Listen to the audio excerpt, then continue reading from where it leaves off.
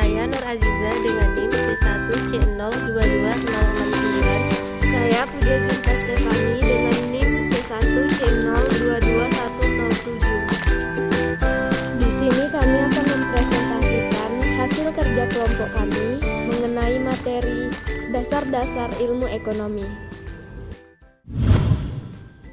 Economy. The word economy comes from the Greek oikos, which means household or family, and nomos, which means rule. So, the economy is the part who manage the household. Kata ekonomi berasal dari bahasa Yunani, yaitu oikos, yang berarti rumah tangga atau keluarga, dan nomos, yang berarti aturan. Jadi, ekonomi adalah pihak yang mengelola rumah tangga. Ilmu ekonomi. What is economics? Economics is a science that study human behavior and society, how to make choice using money or not, in utilizing limited resource to meet unlimited needs and achieve prosperity in life. Ilmu ekonomi adalah ilmu yang mempelajari perilaku manusia dan masyarakat, bagaimana membuat pilihan dengan menggunakan uang atau tidak dalam memanfaatkan sumber daya yang terbatas, guna memenuhi kebutuhannya yang tidak terbatas dan mencapai kemakmuran dalam hidup. The following is the understanding of economics according to some experts. Berikut pengertian ekonomi menurut beberapa ahli. The first, according to Professor Paul Anthony Samuelson. Yang pertama, menurut Profesor Paul Anthony Samuelson, yaitu suatu studi mengenai individu-individu mengenai masyarakat membuat pilihan dengan atau tanpa penggunaan uang, dengan menggunakan sumber daya terbatas, tetapi dapat digunakan dalam berbagai cara untuk menghasilkan beberapa jenis barang dan jasa, serta mendiskusikannya untuk kebutuhan konsumsi, sekarang dan di masa yang akan datang, kepada berbagai individu dan golongan masyarakat. And the second, according to Sadonus Kirno.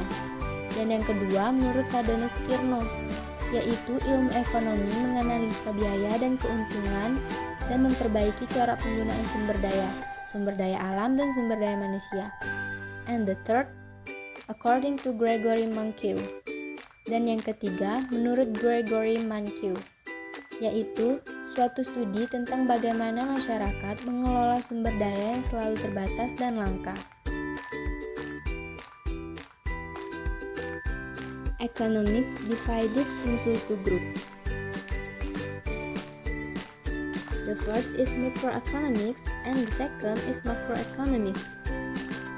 Microeconomics atau ekonomi mikro yaitu menitikberatkan pada perilaku ekonomi individu rumah tangga, perusahaan, dan pasar dalam mengelola sumber daya ekonomi secara efisien.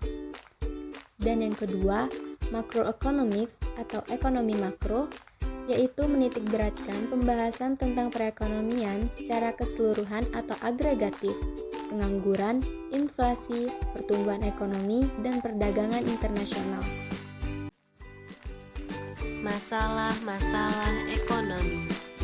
Yang pertama, barang apakah yang akan diproduksi dan berapa banyaknya?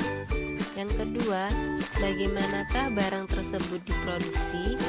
Yang ketiga, untuk siapa barang diproduksi? Main economic problem. 1. Lack or scarcity. 2. Community needs. 3. Factor of production. Kekurangan atau kelangkaan. Adanya scarcity atau masalah kelangkaan atau kekurangan akibat ketidakseimbangan antara kebutuhan masyarakat dengan faktor-faktor produksi yang tersedia dalam masyarakat. Di suatu pihak, keinginan relatif tak terbatas, sementara di lain pihak, sumber daya atau faktor produksi yang dapat menghasilkan barang tersebut relatif terbatas. Kebutuhan masyarakat. Keinginan masyarakat untuk memperoleh barang dan jasa, baik yang disertai permintaan efektif atau tidak disertai kemampuan untuk membeli. Jenis-jenis barang. Banyak cara untuk menggolongkan barang dalam perekonomian. Berdasarkan cara memperolehnya, bisa dibedakan antara barang ekonomi, yaitu barang yang memerlukan usaha untuk memperolehnya. Contoh, beras, makanan lainnya, dan barang-barang produksi industri.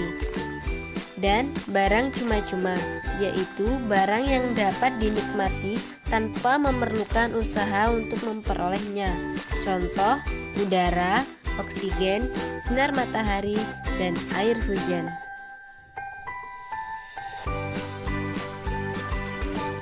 Dalam teori ekonomi terdapat dua penggolongan, yaitu yang pertama berdasarkan kepentingan barang tersebut dalam kehidupan manusia yang terdiri atas barang inferior, yaitu barang yang banyak diminta oleh orang-orang yang berpendapatan rendah. Jadi, kalau pendapatan bertambah tinggi, maka permintaan atas suatu barang inferior akan berkurang. Contohnya, ubi kayu akan diganti oleh beras jika pendapatan naik. Barang esensial, yaitu perubahan pendapatan tidak akan mengurangi atau menambah permintaan terhadap barang esensial. Contoh, kebutuhan pokok atau sembako.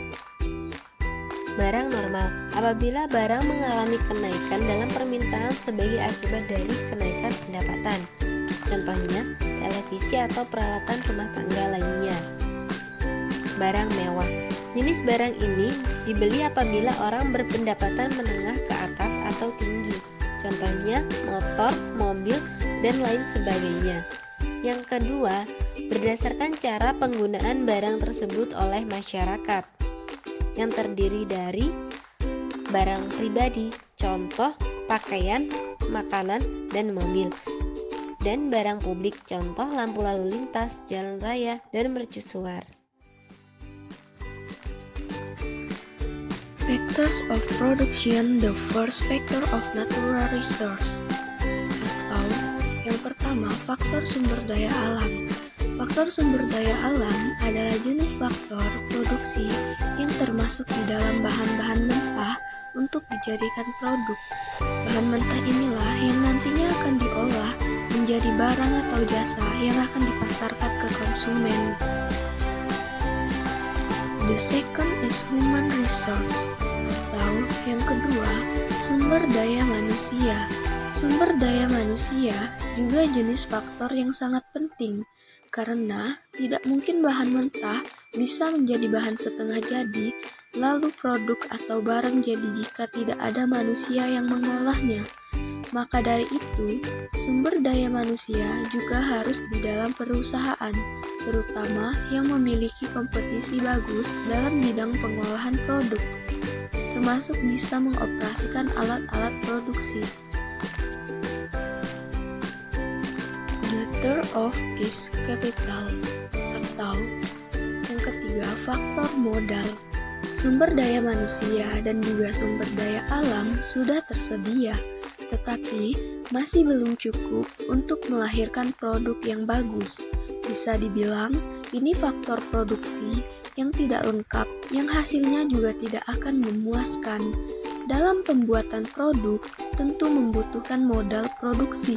Ini untuk membeli bahan mentah, alat produksi, serta untuk membayar tenaga kerja. Maka dari itu, modal juga perlu dimasukkan ke dalam faktor produksi, yang artinya modal juga berpengaruh pada terciptanya produk yang berkualitas dan disukai oleh konsumen. And the fourth is entrepreneurship, atau yang keempat, faktor kewirausahaan. Faktor kewirausahaan juga perlu dimasukkan ke dalam faktor produksi, karena yang menentukan keberhasilan produksi bukan hanya produk, melainkan teknik, strategi, perencanaan, kontrol, dan selainnya. Bahan mentah, SDM, SDA, dan modal sudah tersedia, tetapi tidak ada strategi, rencana, kontrol, dan pengawasan saat produk dibuat. Tentu hasilnya juga tidak akan memuaskan.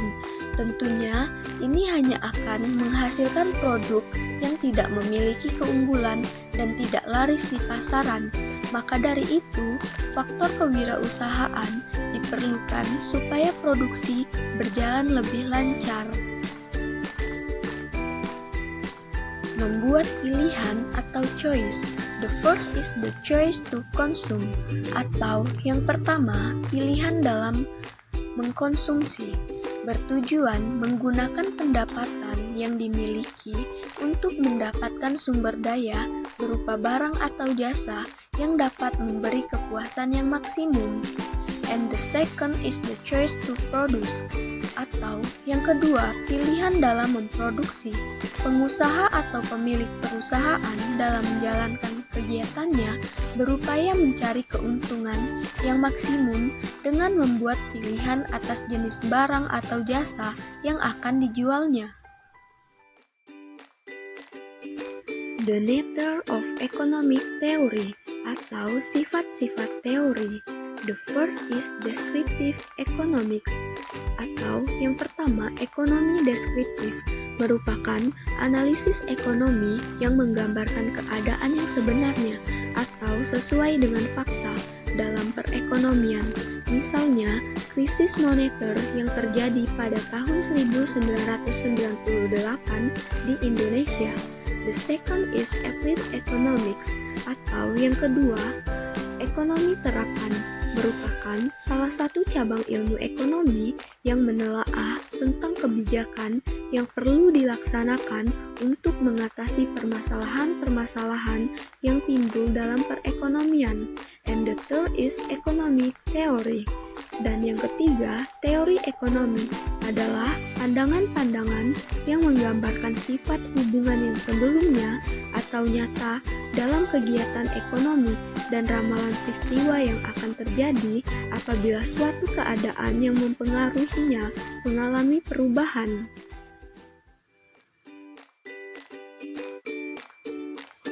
The principles of economics. The first is how we make decisions. The second, how people interact, and the third, how the economy as a whole works. Atau prinsip-prinsip ekonomi. Yang pertama, bagaimana kita membuat keputusan. Kita harus melakukan trade-off. Biaya adalah apa yang Anda korbankan untuk memperoleh sesuatu. Orang rasional berpikir secara bertahap. Kita bereaksi terhadap insentif. Yang kedua, bagaimana orang-orang berinteraksi. Perdagangan dapat menguntungkan semua pihak.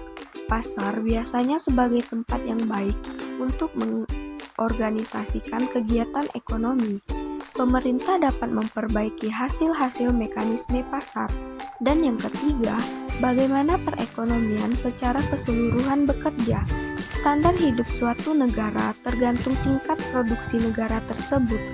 Harga meningkat jika pemerintah mencetak uang terlalu banyak. Masyarakat menghadapi trade-off jangka pendek antara inflasi dan pengangguran.